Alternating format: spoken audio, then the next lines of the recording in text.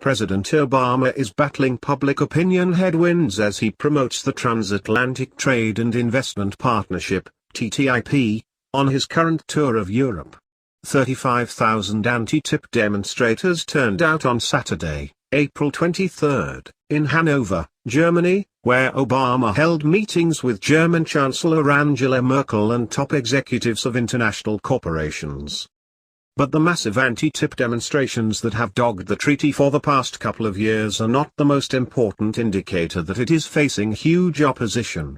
A new poll by Bertelsmann Stiftung, the German media conglomerate, and the polling firm YouGov shows that public support for free trade in general and the TTIP in particular have plunged dramatically in Germany since 2014, while TTIP support in the US has also plummeted.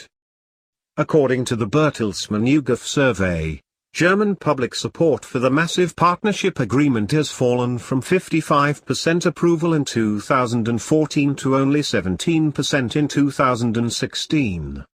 During that same period, actual opposition to TTIP has grown significantly, from 25% in 2014 to 33% today. German support for free trade in general has dropped from 88% 2 years ago to 56% today. In the United States, according to the survey, public support for the TTIP has taken a dive from 53% in 2014 to a mere 15% today. However, the polls shows that, in general, Americans still support the idea of free trade. Compared to Germany, public opinion in the USA is more differentiated, notes the Bertelsmann YouGov poll. Approval of free trade is generally stable and has even increased.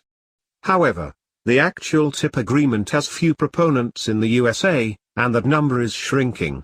82% of those surveyed in the USA have a positive overall opinion of free trade, representing an increase over figures from 2014, 71%. Much of the decline in support for the TTIP is due to public outrage over the secrecy, see here and here, of the negotiation process over the past several years, during which giant globalist corporations were given a privileged place at the table, while the public and their elected representatives were frozen out.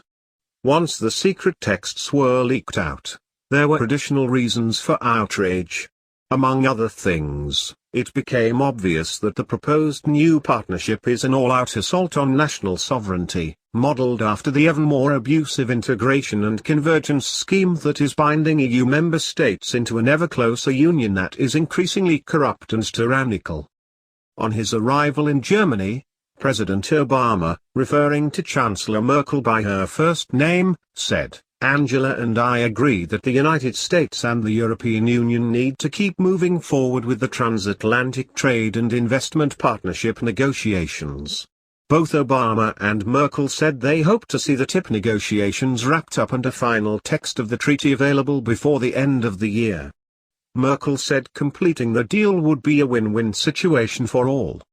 However, the TTIP, if ratified, would definitely be a win-win situation for corporatist one-worlders. Obama and Merkel dined in royal splendor in a 17th-century palace with the CEOs of some of the largest US and German companies such as Microsoft, Dow, Lockheed Martin, Honeywell, Volkswagen, BASF, Bayer, and Siemens. Invoking fear of water nixes Brexit fever. President Obama is using his European trip not only to promote the TTIP transatlantic merger, but also to do his part to bully voters in the UK away from supporting the Brexit, exiting the EU. The Brexit is inspiring additional moves in other EU member countries to reverse the EU's powers over immigration, security, banking, monetary policy, etc. A strong and united Europe is a necessity for the world, Obama said in his speech in Hanover, which sits in a region that has been devastated by the Merkel UN refugee, migrant deluge. Perhaps you need an outsider, somebody who is not European, to remind you of the magnitude of what you have achieved, he said, reminding them of the consequences of intolerance and extreme nationalism that drenched Europe in blood during the 20th century. In the last century, just twice in 30 years, The forces of empire and intolerance and extreme nationalism consumed this continent, and cities like this one were largely reduced to rubble, Obama said. He warned Germans and Europeans against turning inward, and offered an obvious appeal for support for Angela Merkel's ongoing plans for continued importation of Muslim migrants. "I want you to remember," Obama declared, "that our countries are stronger, they're more secure and more successful when we integrate people of all backgrounds and faiths, and make them feel as one. And that includes our fellow citizens who are